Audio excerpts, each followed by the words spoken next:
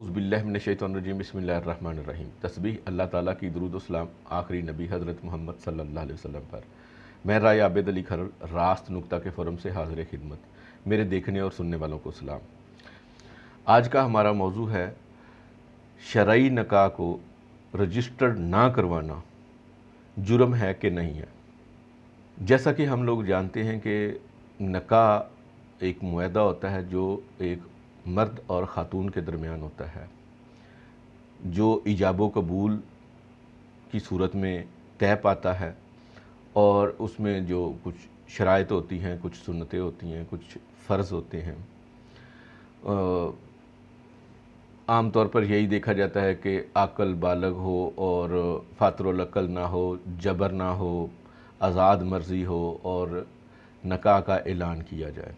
नबी करीम सल्लल्लाहु अलैहि वसल्लम की बासत के वक्त अरब में मुख्तलिफ़ किस्म की तरीक़ों से निकाह किया जाते थे। जो सबसे ज़्यादा बेहतर था, नबी करीम सल्लल्लाहु अलैहि वसल्लम ने इस निकाह को, जो अब भी मुसलमानों में राइज है, पसंद फरमाया और उसके मुताबिक ही शादियाँ होती हैं। अब सूरत-ए-हाल ये है कि मुल्की कवानीन के ऊपर भी चूँकि अमल दरामद करना होता है, तो हमारे मुल्क पाकिस्तान में निकाह की हवाले से कवानीन मुरतब किए गए हैं।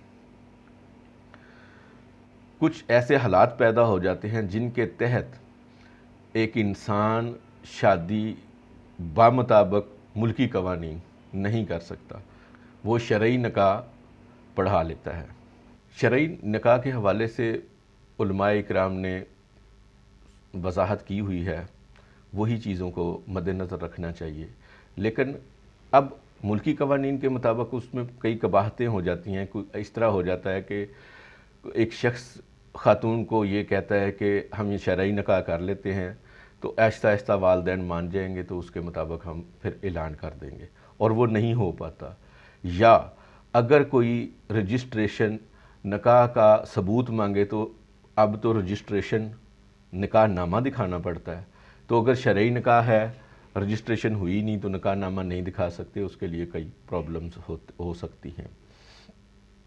इसके लिए ज़रूरी करार दिया गया है कि निकाह को रजिस्टर्ड करवाया जाए और निकाह नामा हासिल किया जाए।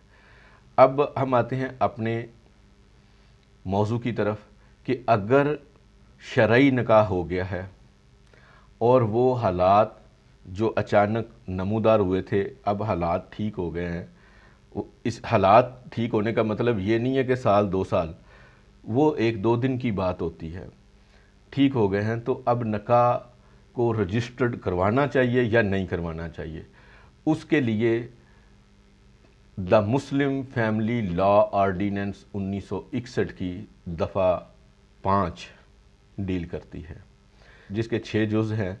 जुज़ नंबर 3 में कहा गया है कि कोई ऐसा शख्स जो निकाह रजिस्ट्रार ना हो, वो निकाह पढ़ाता है, निकाह हो जाता है, तो अब दूल्हे की ये ज़िम्मेदारी है कि वो निकाह रजिस्ट्रार के पास जाए, उसको इतला दे कि मैंने ये शादी कर ली है, इसको रजिस्टर्ड करवाया जाए, वो उसको रिपोर्ट देनी होती है।